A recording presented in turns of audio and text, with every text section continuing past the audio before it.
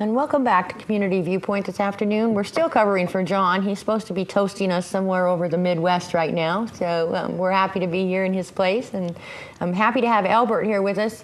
Albert Bass from RSVP. So tell us about what RSVP means and does. Well, RSVP is a retired and senior volunteer program. And it's services that are offered here in town with homemaker services, transportation, respite care. They have a law program. There's quite a few things that RSVP can help people with that are seniors in the community who can't afford the traditional services where there's pay for service or fee for service, or they don't have the people, their friends or family member to help them. RSVP is a volunteer organization that's been around for over 40 years now to help seniors. Right, so it's far beyond just transportation for seniors. Oh, absolutely. Yes, it goes way beyond transportation, pretty much to help them take care of all their needs at home. Wow, I had no idea. Yep. Yeah, I had no idea you guys did that far, did that much. Yeah, they're quite a big organization and been very successful, and especially here in this area, they provide a lot of help. I bet they do. I mean, we have seniors that are homebound or lack some mobility. Right. Need help with all kinds of things. Right. Caregivers that need respite. Yes, absolutely. So it's a great program, and they've been here for I believe probably 7 or 8 years now, providing care in the county. Right, and under your title is Southern Mobility Manager.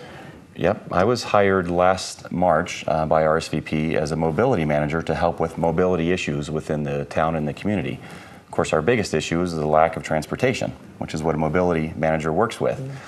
And there's different things mobility manager can do. One of the issues we have in our area, of course, is we don't have a big transportation program or big transportation operation here. We have what the senior center provides. We have the taxi service, which is doing fantastic. And then we have the volunteer programs, pretty much. And that's all that's really available as far as transportation in our area right now. Right. So if you were in a different area in your job description, what you would do is teach them what services to use. We can use the public bus, we can use the volunteer, we can use the taxi, we can use it, but you don't have access to some of what other places would have as just a fundamental, here we go and you can use these. Right. You just don't have these. Right. There's not much to coordinate with what we have here. So the goal and what we're doing now is I'm working very closely with the Transportation Committee, which is a subcommittee under the coalition, the NI Coalition, and we're working on a community-wide public transportation program. Right. And this isn't the first time. No, this has been ongoing for over a decade, so I'm told. Right. And I've been here 10 years myself, and I've noticed there's never been a program. And the last few times there was a really high-pushed effort to get the program in place. It fell apart at the very end for various reasons. So this time we're taking a very guarded approach. We want to make sure that when we work on this, we actually get it in place. We don't have to get to the very end and then it not go through or be canceled. We want to make sure that we follow this through till the end. We have a very sustainable public transportation program in place so that we can serve the seniors and the veterans and the disabled and people looking for employment or that just don't have a vehicle operating at the time or just want to save money instead of the traditional operating costs of their own vehicle. Right, so while your mobility is about seniors, when you put your other hat on, which is with the Transportation Committee, it's about everyone. It's about community-wide benefit. Right. This is really focused on the community as a whole. And one of the things we always talk about and we push is economic development will follow transportation opportunities and public transportation systems because it gives more opportunity to the community to have more access to more things that they may not have with their current roles. Right. Right, and I've seen that personally. I mean, I literally have seen where my own kids have had to move out of Pahrump because they didn't have a vehicle and needed a job.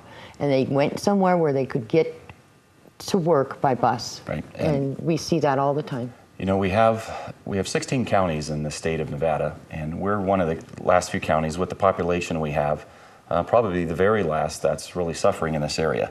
Elko is a very similar size county. We're a little over 18,000 square miles. I think they're a little over 17,000 square miles. Population-wise, we're very close. And they have a great system in place up there that's providing transportation to all of their surrounding areas. And of course, in our area, in Nye County, we have Tonopah and Beatty and Pahrump is really our mainstay cities, the bigger cities. So it would be fantastic for us to be able to provide a transportation program that benefits Tonopah, Beatty, as well as Pahrump. Even if we need to get people to and from Las Vegas between those areas. Right. Primarily, we're concerned on serving and focused on Pahrump Valley as a whole. Getting our inner city service going and our public system going there.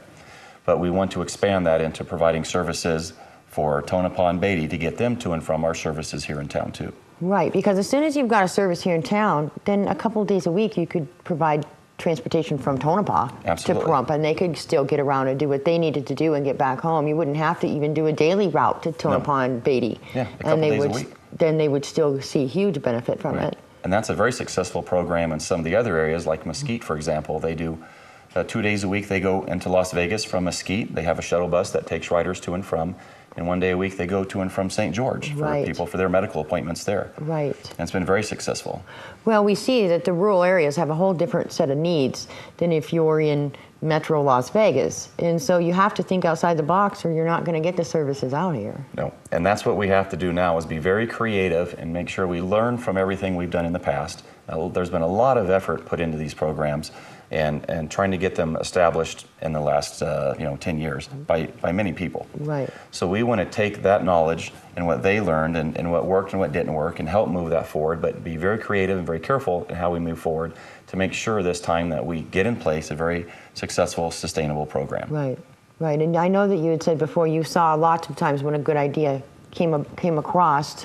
And so you can pick and choose now. That's a great idea, and I'm going to look at that one, and that one didn't look so great, and so maybe I won't pull from that one as much. Right. You do have the benefit of some of those things. You can look back in notes and say, okay, that was a great idea. We can move forward with some of these and get people behind you.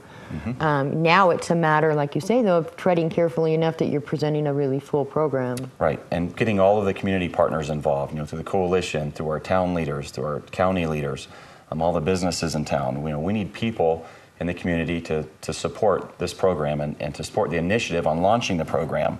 So contacting businesses, contacting your local leaders in the county and in the town, even in the legislative offices of congressmen and senator to let them know we need some transportation issues out here resolved. Right. It's been long enough. Right. Let's get a plan in place. Let's work together and get this community the service it deserves. Right. Now, tell me about that grant that you're looking at, because that's going to be huge. Yeah, I'm very excited about a technical assistance grant. It's called the USDA Rural Passenger Transportation Technical Assistance Program. And what that does, it's not a financial award grant, it's a technical assistance grant, where basically, if we were awarded this grant, we would be provided technical assistance from experts in the field of transportation and rural transportation, and they would come out here and actually help us do everything we needed. They would evaluate our situation, evaluate our needs, who we can work with, what do we need to do to move our program forward. And I have the grant actually here in front of me that I'm working on, and we'll have that submitted within the next week. And if awarded, that would be huge for this community because we would have expertise coming in to help us resolve our issues. Right, so it isn't about the money as much as their knowledge. Right, and there's no cost to us as the county or the town. It's absolutely free. There is no matching funds necessary for that. Right, and on top of that, you said earlier, they've never even done one of these in Nevada before. Yeah, I talked to the gentleman from Washington, D.C., and he said in 26 years of their program, they haven't worked in Nevada on a rural program like this, and they would like to. I said, well, here's your perfect opportunity. We can give you the opportunity. Right. That's beautiful. It's the time has come. And those kind of things are really important to prove up a program. I mean, if you can take what they can give you and prove that program up behind, then when you start going to, I'm going to call my town board member, I'm going to call my commissioner, I'm going to call my congressman, I'm going to call my state senator, those things, you can show them. Like, look, the people who do this say we need these kind of help. We need these kind of services. We need this to back us up. This is how we put this all together. And those are the people that are going to tell you that. Right. Well, not only that, we need that up front. We need our town leaders and our businesses. We need support letters from them showing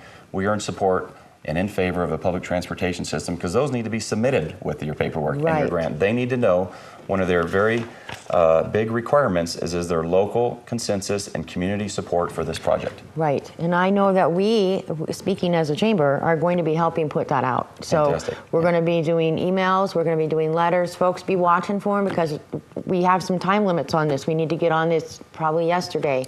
And we're going to include with that written letters you can send back in, email support you can send back, email addresses you can email representatives. They need to be hearing from us at every level, at the town level, at the county level, at the state level, clear up to our U.S. congressmen. It's not, get in touch with senators' offices. All of that's going to impact how much help we can get from the grants. It's going to show our civic leaders that we really have a need for this, that we really have a desire for this, that we're willing to put our name behind it and support. Yep. And that's really the key, is getting that voice heard. Right. And the community has been crying for a long time for a system in place to help serve the community. But there's so many needs, and you talked about the examples. We've had examples of people losing their jobs because they couldn't get to work. We have people that can't even get to jobs or apply to jobs because they can't. Well, the public system would really help resolve a lot of those issues. Right, and we talk about educating people. We can't say it enough. Economic development follows transportation. It's one of those things that they go hand in hand, and if you could just get people to understand that those things come in combination, that one builds on another, then they start to see, okay, this is important because development's going to follow this. That's right, and we have so many programs now that are in the works for our economic development. We don't want those to suffer because we had a lack of transportation. And fortunately, there's our best case and an average case and kind of our worst case scenario. If everything went absolutely smoothly and perfect with our applications and our grants and everything that we submitted, and everything went very smoothly with no hiccups, it would still be next summer before we could have wheels on the ground with a rolling system. Average case scenario and more likely would be the following summer, just because of the cycles of grant applications and our funding sources. Right. Now, the worst case scenario, that it would never happen, but we're not going to let that happen this time. Right. We've got too many dedicated people to working on this program right now, and we need to get it in play. Right. Right. Well, we're willing to stand and help you with that. I know that there are others in this community that are too. There are a lot of people that understand how significant it is now, and that now is the time to get public transportation in Nye County. Absolutely. And people can call my office. I'm on the Nye Coalition campus in room 38, or they can call my office and ask questions, provide letters of support. We do have some signatures that were collected by the Transportation Committee a few years ago, but we have some new letters that we want to get out to all the organizations and all the businesses in town to get that support. Right. Anything else you want to add for? No, we are doing everything we can. We have a good group of people working on this. And again, a big part of it is going to be community education in the future to show the benefits of a program like this. Because there are some costs, and we're relying on donations and businesses to help us support that now, but we'll have to look at other alternatives in the future. Right. Right. Well, we're going to visit with each other again about this. So yes, absolutely. Thank you. Thank you, everybody, for watching. Thank you for coming down, and we will see you next time.